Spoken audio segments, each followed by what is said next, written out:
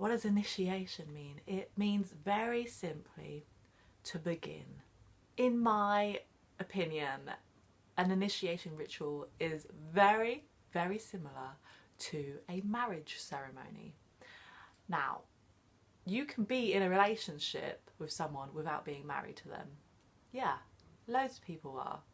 But other people like to sanctify and ritualise their commitment to each other in the form of ritual. And I think it's a powerful way to solidify an idea, that commitment, that dedication.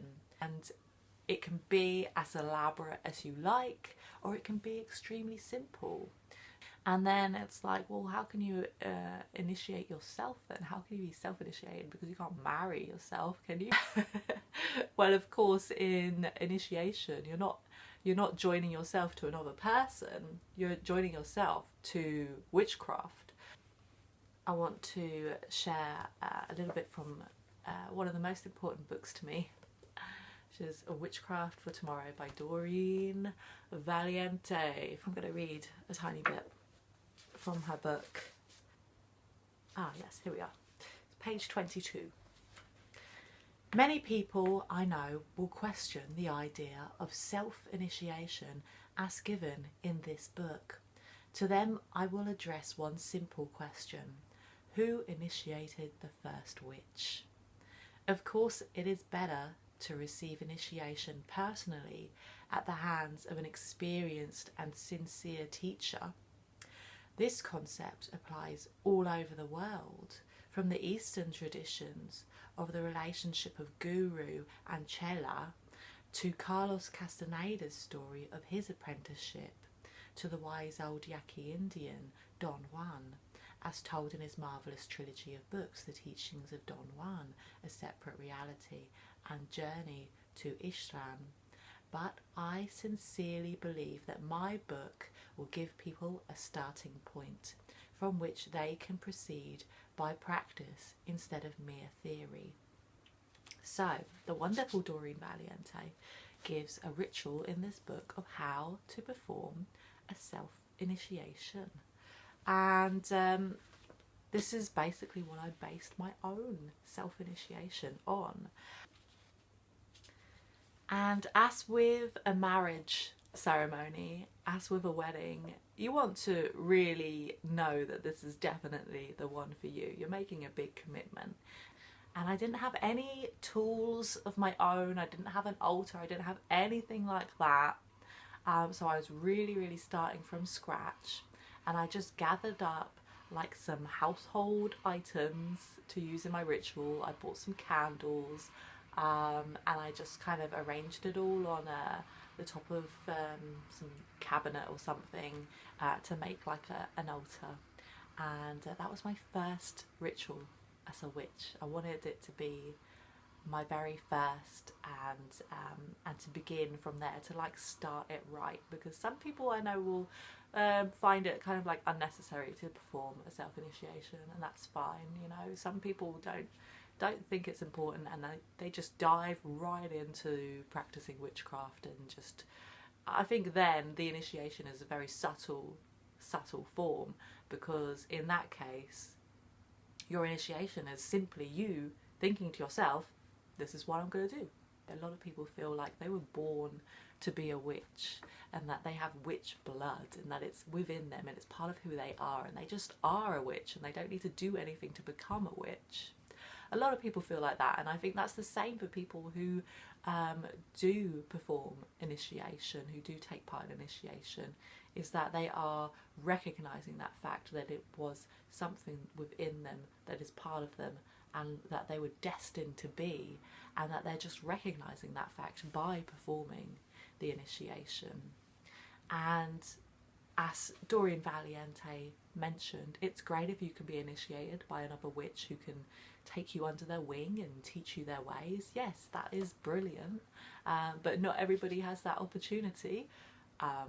It's perfectly acceptable to have several initiations and to be involved in several different covens of witches over your lifetime, or to simply remain a very solitary practice by yourself, maybe with a partner, maybe one or two people might practice magic with, might do witchcraft together. But if you want to remain solitary, then there's nothing wrong with that. I want to read to you Doreen's version of a self-initiation, which is the main kind of ritual that I based my own off of, but it's not the same as what I actually practiced because I adapted it to my own preferences of what I wanted to do. So I highly recommend that, you know, you don't just take a ritual out of a book and follow it exactly. I think it's important to tailor it to your personal beliefs and practices and to what works best for you. So if you read something and you feel like, don't really get that, I don't really understand how that will work, then dismiss that bit and write something else in there. So the rite of self-initiation should be performed either on one of the great Sabbats or one of the lesser Sabbats, or on a night of the full moon, or in the time of the waxing moon. Have the room warm, as you should work in the nude for this ritual, in token of stripping off all inhibitions and frustrations of the past. You may, however, wear such magical jewellery as appeals to you. And she goes into some detail about jewellery and things. In addition, you may have a cloak to wrap around you when you sit in meditation, but for the more active part of the ritual, the cloak should be discarded. You will need all the things already described in the rite of forming the circle, which she had previously gone through in this book, and also a staff of oak, ash, rowan or thorn wood, preferably one which you have cut yourself on the night of the full moon. The circle is usually drawn with the sword or the athame, but as you have not yet got an athame, in this case you must use the staff. You will also need a small flask of anointing oil. This should always be pure vegetable oil. Plain olive oil will do, though you may prefer to use a scented oil such as sandalwood. Form the magic circle according to the instructions already given. Then stand with arms upraised, facing north, and repeat the 11-fold invocation of the word of power, abrahadabra. And then she gives the chant for that.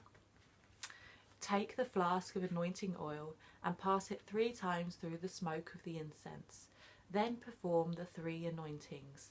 Firstly upon the forehead, in the place of the third eye, that is in the centre of the forehead just above the place where the eyebrows meet, known in the Eastern tradition as the Ajna chakra. Then upon the breast, over the heart, and lastly upon the genitals. With the first anointing say, let the mind be free. With the second say, let the heart be free. And with the third say, let the body be free. Do the anointing by putting a spot of oil upon your finger and making with it an X-shaped cross. This is the rune Gifu, meaning a gift or blessing. In ancient times, this rune was carved upon drinking cups because it was believed to protect people from poison. We still use the X shape to represent a loving kiss. Now kneel before the altar, still facing north, and repeat in a low voice the following invocation. So she gives a little invocation to call upon the gods. Pause for a moment in silence with bowed head, then change to a comfortable sitting position cross-legged. Wrap yourself in a cloak if you wish. Now begin mentally to formulate yourself and the altar as the centre of a mandala.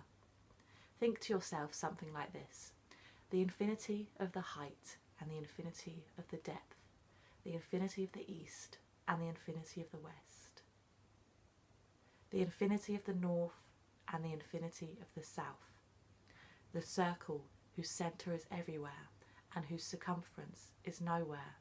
I and that centre are one. Sit thus with eyes closed in complete silence and stillness. Clear your mind as far as possible of all thought, even that of trying to achieve a higher state of consciousness. I cannot give you any directions for this except those of the ancient Tibetan sage Tilopa. Do not imagine, think, analyse, meditate, act. Keep the mind in its natural state. You may find that the natural state of your mind is something much more wonderful than you knew. It is in this time that your real self-initiation will take place. If your aspiration is sincere and the other conditions are conducive to it, you may feel yourself to have touched, even if only for a brief moment, upon a higher state of consciousness. You may see some vision in the mind's eye. If so, a description of it should be written down immediately after the ritual is ended, as it is sure to have meaning, even if this is not immediately apparent.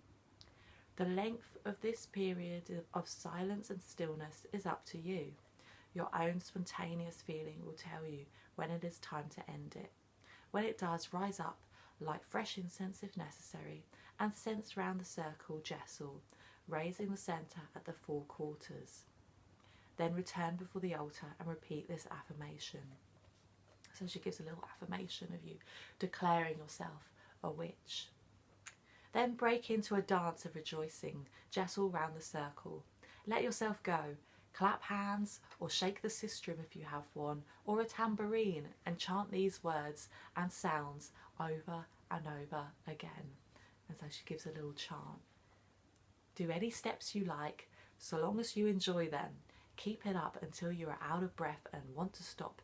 Then drop down in front of the altar and lie there until you have got your breath back and feel able to rise. Take the wine and end the ceremony by drinking a toast to the old gods. To the old ones, merry meet, merry part, and merry meet again. Sit for a few minutes more in meditation. If you like, just enjoying the atmosphere of the circle, the incense and the candlelight, and the sense of being naked and free. Then close the circle according to the form already given by thanking the old ones for their protection, sensing with the incense striking upon the bell and extinguishing the altar lights. So, if you're interested in formulating your own self-initiation ritual, then I highly recommend this book because she gives details of all the rituals that you'll need, and she also gives a thorough history of what witchcraft is all about, how modern witchcraft developed. So it's a really, really good book for the beginner, and it gives you everything you need. I highly recommend it. I love it. I think it's like my favourite book. So that's it. Witchcraft for Tomorrow by Doreen Valiente.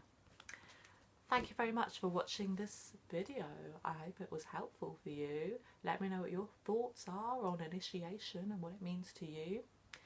And I will see you in the next video.